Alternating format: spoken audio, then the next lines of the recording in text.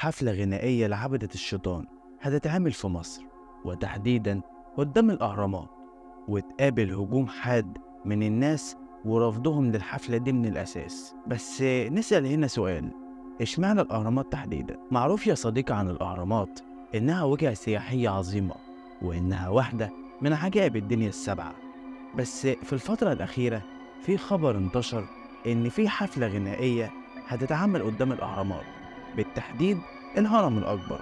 بس برضه مش دي المشكلة. المشكلة الحقيقية إن الناس رفضوا إقامة الحفلة أساسا في مصر، مع إن اللي هيعمل الحفلة دي مطرب مشهور عالميا، وأغانيه بتحقق ملايين، وهتبقى دعاية لمصر يعتبر ببلاش. لأن ده كله ما كانش ليه أي تلاتة لازمة قدام الحملة الضخمة اللي اتقابلت به الحفلة. علشان نعرف كل التفاصيل لازم نفهم كل تفصيلة فيهم. وأنا أمين أشرف، ويلا بينا نبدأ.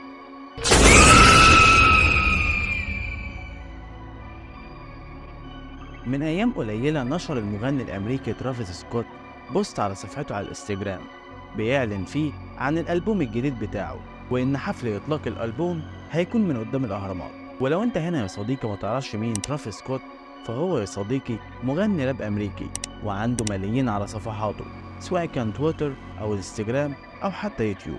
ومعروف عن ترافيس سكوت إنه شخص مثير للجدل جدا، لأن بيتقال عليه كلام كتير، وأبرز الكلام ده إن هو واحد من عبدة الشيطان، ومعظم بوستراته أو ستايل أغانيه لازم يكون فيهم حاجة غريبة ومش مفهومة. المهم، ترافيس سكوت أعلن زي ما أنا قلت إنه هيكشف الستار عن ألبومه الجديد اللي هيكون اسمه يوتوبيا من قدام الأهرامات. وسبب إن الحفلة دي ممكن تكون فرصة كويسة جدا للسياحة هو إن معجبين ترافيس سكوت بالملايين، وإن ترافيس سكوت ده نفسه فضل 4 سنين يجهز في الألبوم بتاعه.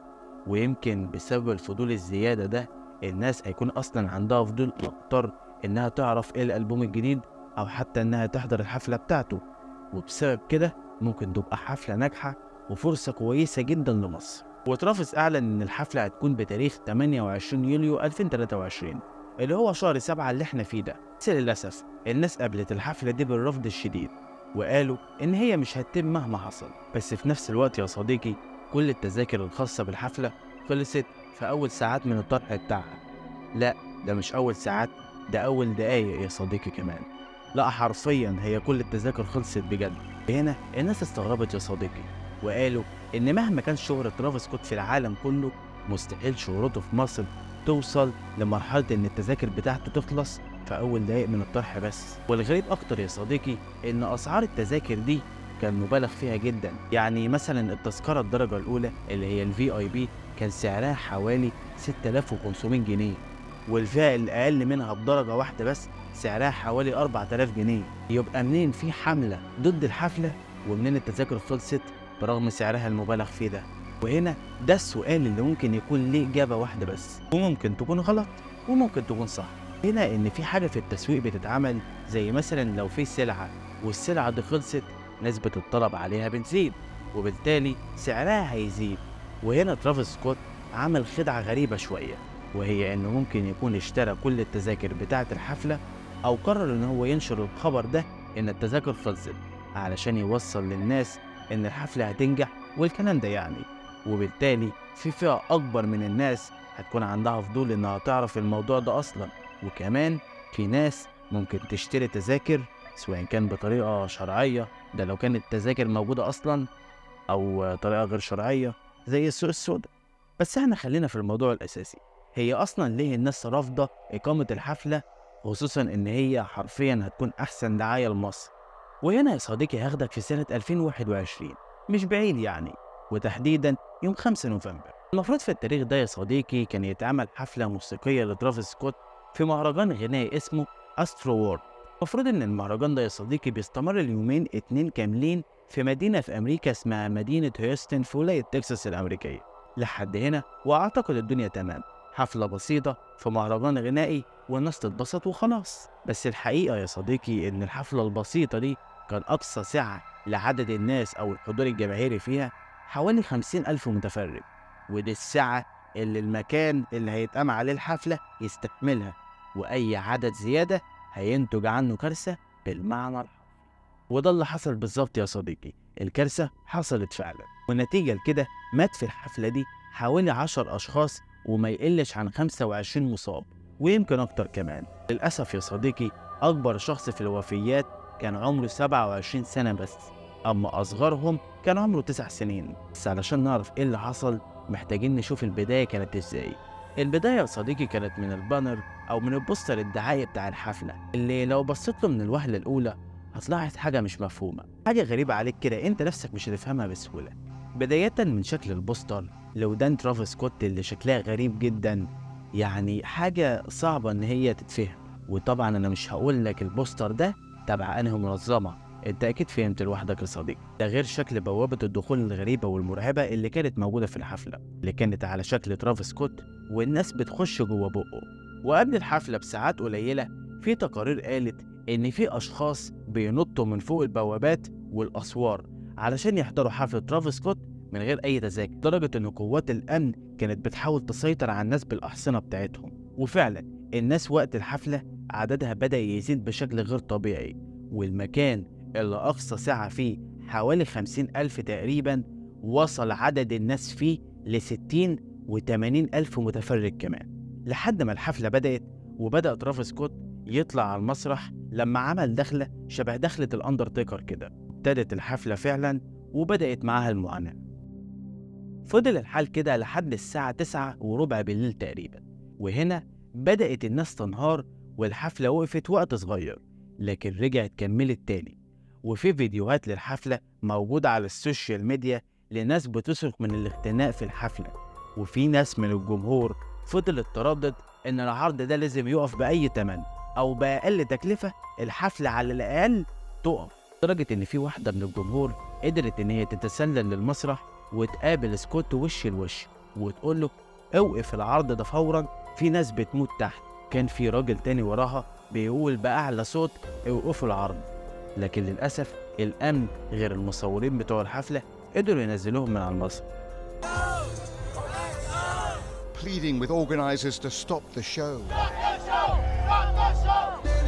Others begged even the concert camera operators to understand the dimensions of what was unfolding. وكالمعتاد الحفلة كملت، والناس كانت أقصى حاجة عاوزاها إن هي تخرج من المكان ده بأي طريقة بس.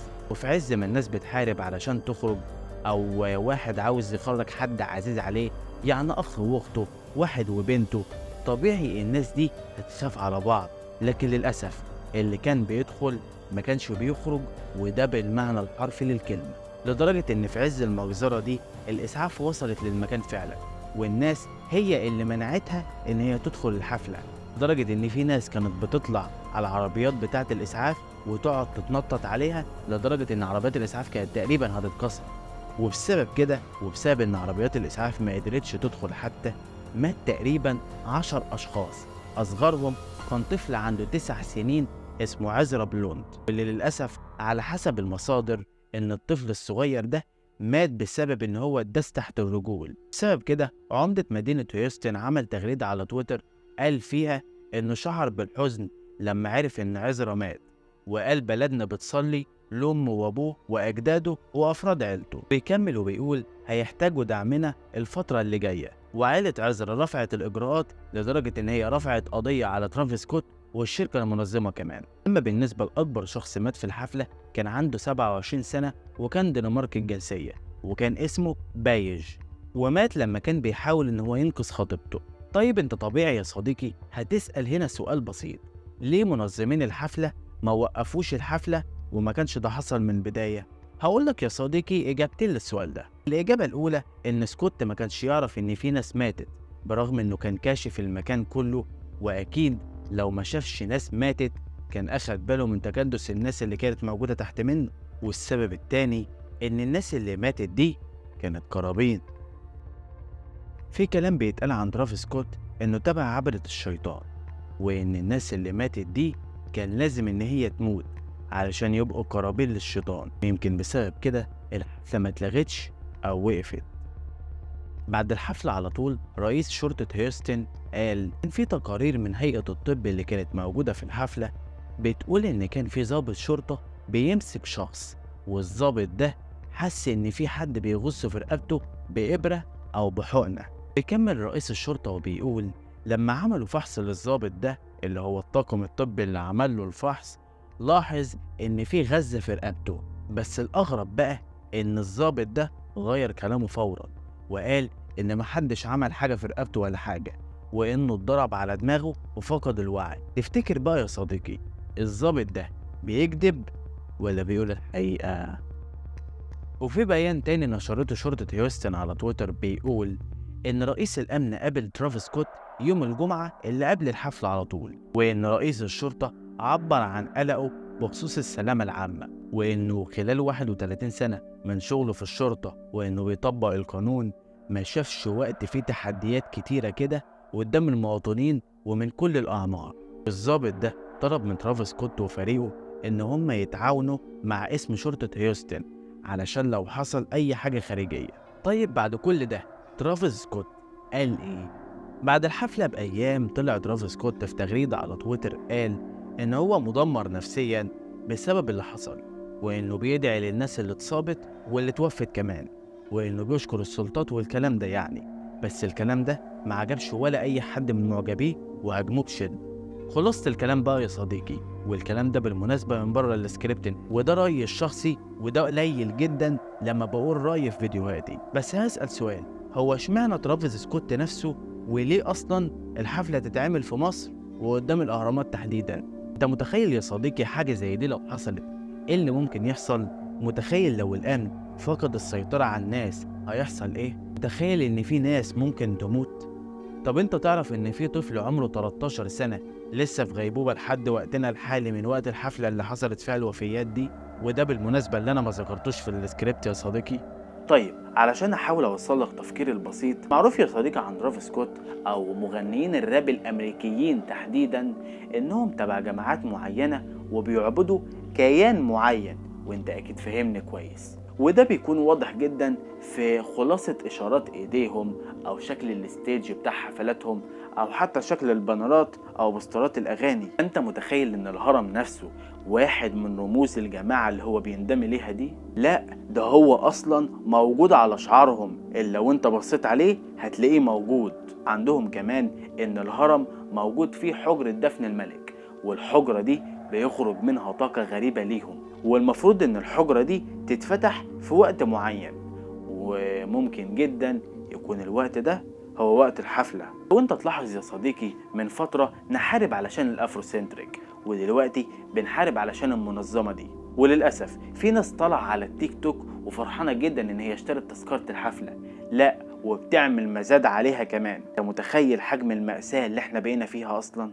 فالخلاصة يا صديقي خلي بالك من اللي بيدور حواليك، واعرف انت واقف قدام مين، ولازم تعرف انت لو هتروح هناك لازم تتأكد ان في حاجة غلط هتحصل، لان النوع ده من الحفلات بيدس افكار وحاجات غريبة في الناس اللي موجودة جوه الحفلة دي، وممكن تكون عن طريق كلمات الاغنية او حاجات تانية بيعملوها انا ذات نفسي معرفهاش. بس في النهاية ربنا يحمي بلدنا ويحمينا جميعا. وبس كده يا سيدي، ما تنساش تعمل لايك واشتراك للقناة لو انت على اليوتيوب، ولو انت على الفيسبوك ما تنساش اللايك والشير، وما تنساش تعمل لي فولو على الانستجرام او التيك توك، وتكلمنا على الانستجرام او على الفيسبوك لو عندك اي ملاحظة على الفيديوهات، او حتى حابب ان احنا نقول قصة من تأليفك او اي قصة انت حابب نحكيها بشكل عام.